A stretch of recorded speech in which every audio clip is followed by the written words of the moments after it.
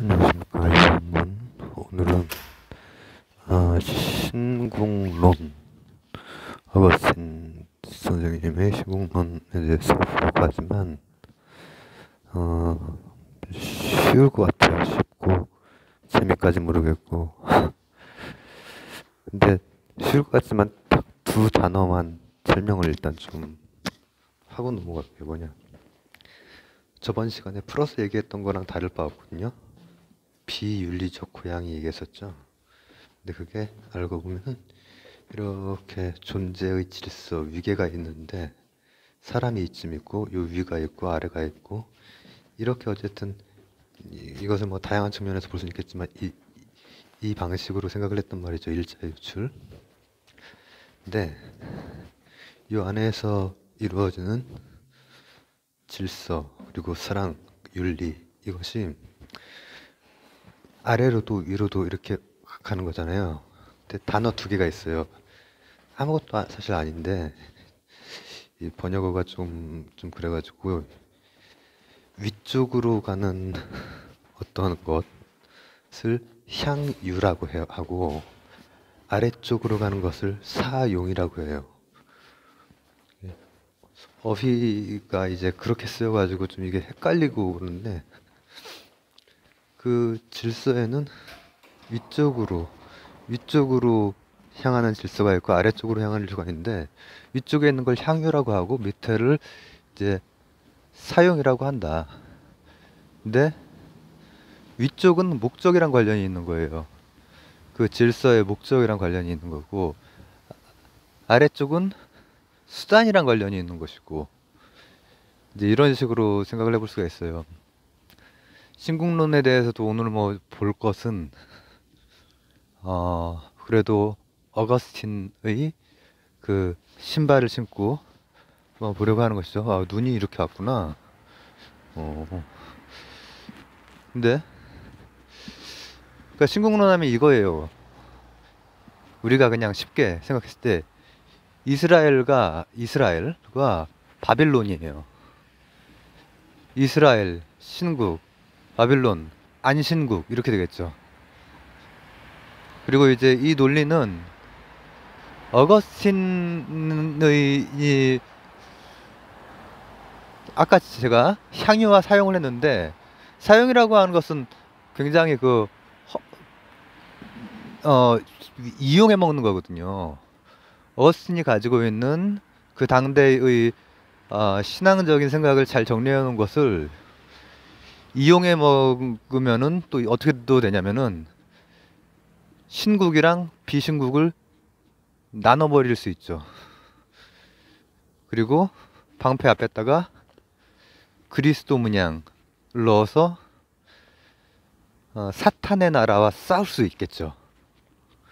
이런 것을 바로 어거스틴은 위쪽을 향한 질서, 향유가 아니라 아래쪽에 그 어떤 다른 목적을 가지고 있는 사용이라고 해요. 이것은 신을 사용하는 거란 말이죠. 실제로 이런 종교전에 안쪽 껍을 들어가면은 굉장히 지저분하단 말이죠. 그리고 그 당대의 이제 그 당시에는 위쪽 게르만족이라든지 이런 데는 신이 다 다르고 했으니까 얼마 후에 다 이제 오히려 개종을 하고 그쪽에 있는 문화들, 크리스마스 이런 것들, 문화 같은 것이 다 그쪽에서 들어온 것이거든요. 게르만 쪽에서. 이렇게 되지만은 크리스마스쯤 돼가지고 그런 얘기도 좀 해야겠네. 지금은 아직 좀 한참 전인데, 근데 그런 거는 사용이라고 분명하게 얘기를 해요. 신을 이용해 먹는다는 거예요. 그리고 현대 사회에 그게도 종교가 많이 관여가 되어 있지만은 그것도 한꺼풀 벗겨 들어가면 다 사용이죠. 다 다른 목적들이랑 그러나 그 다른 목적이랑 실질적인 목적이랑 또 결부는 되어 있죠. 왜냐면은 근본주의적인 태도들을 가지고 현재 일어나고 있는 뭐 국지전들 같은 경우에도 종교 차이 이런 것들이 큰 또 그걸 하는 건 맞는 말이란 말이죠. 근데 그것을 향유가 아닌 사용이고, 사용이면은 그게 속세의 국가나 혹은 교회나 어떤 경우에도 사용은 사용이다, 이런 생각이란 말이에요. 그리고 정말로 어떤 하나님의 뜻에 맞는 향유, 요 위쪽 방향의 사랑의 질서, 이쪽으로 갔을 때는 현실 국가에서 관료로서 열심히 일하는 거나 교회에서 뭔가 그런 활동을 하는 것이나 다 신국에 이르는, 이스라엘에 이르는 거죠. 이스라엘 바벨론으로 나눈 것이 이제 그 당시의 그리스도교적인 그 문화 안에서 봤을 때는 어떤 예시로 든 것이고 균형 잡히게 얘기를 한 것인데, 바깥쪽에서 볼 때는 그런 것들이 이제 뭐 객관적으로는 달리 보일 수는 있어요. 달리 해석될 수는 있어요. 그러나 이제 그분의 본 의는 이런 거라는 거죠. 위쪽의 향유냐, 즉 목적, 이 제대로, 그러니까 무엇이 중요한지, 수단과 그 목적이 바뀌어서는 안 된다는 얘기죠. 종교전 같은 경우에는 교회가 개입했건 아니면은 세속의 국가의 일이건 다 잘못된 것으로 보고, 또 공무원이 열심히 일하는 것은 또 신국의 일로, 이스라엘의 일로 본단 말이죠. 제가 여기에서 그래도 평가를 하고 싶은 건 뭐냐면은, 증발 구간을 증발시키지 않으려는 어떤 노력이 보여요. 약간 그 틀 내에 갇혀 있는 것이긴 하지만 그런 노력이 보이고 그런 모습이 보이는 거죠. 그리고 이런 것들이 이분이 그 당대까지 모든 생각들 그리고 모든 상황들을 고려해서 이제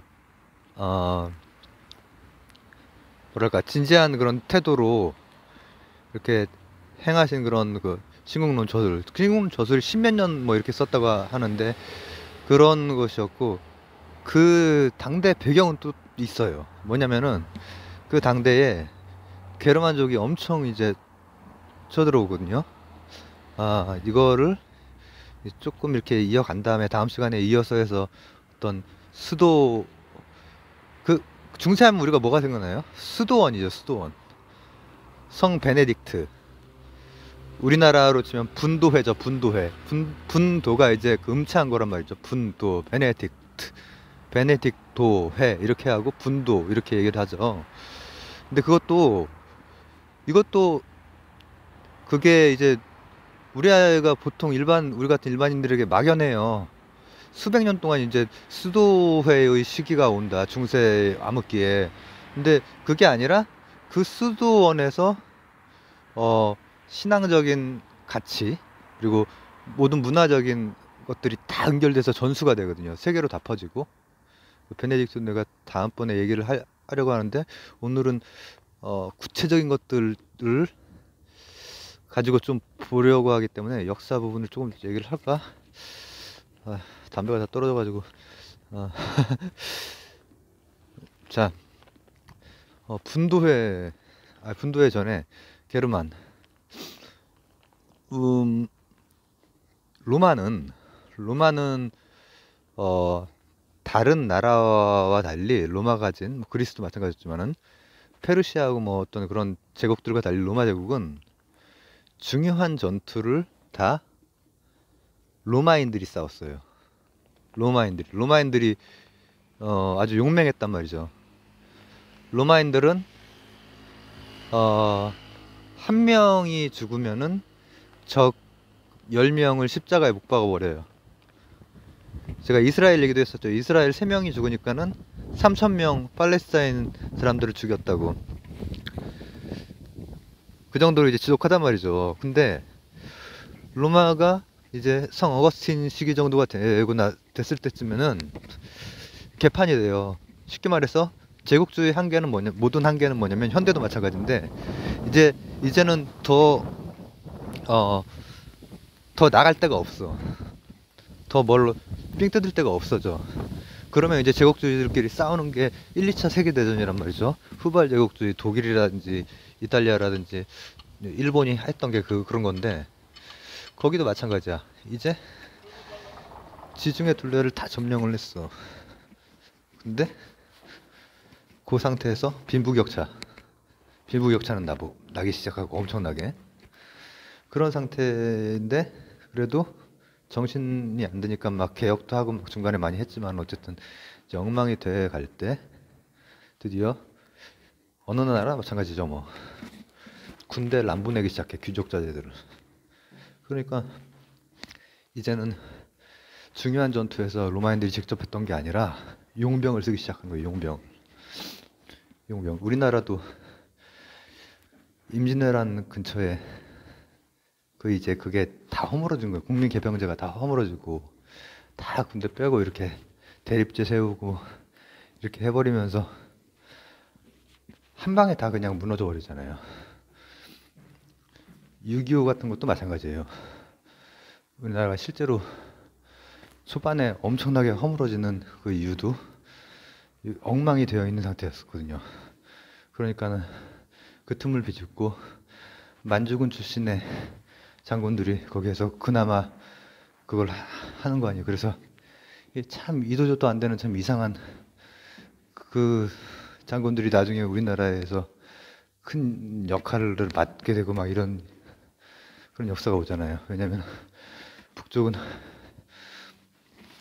그들은 이제 뭐 일제시기에도 싸움을 좀 많이 했고, 그리고 국공내전에도 많은 싸움을, 그러니까 중국 가서도 사실은 우리나라가 아주 저 북쪽에서 아주 그 역할을 많이 했거든요. 근데 로마는 그게 무너진 상태에서 게르만족을 용병으로 써요. 근데 이제 게르만족에 대해서도 이제 얘기가 많은데 제가 지금 밥을 먹어야 되니까 밥 먹고 하겠습니다.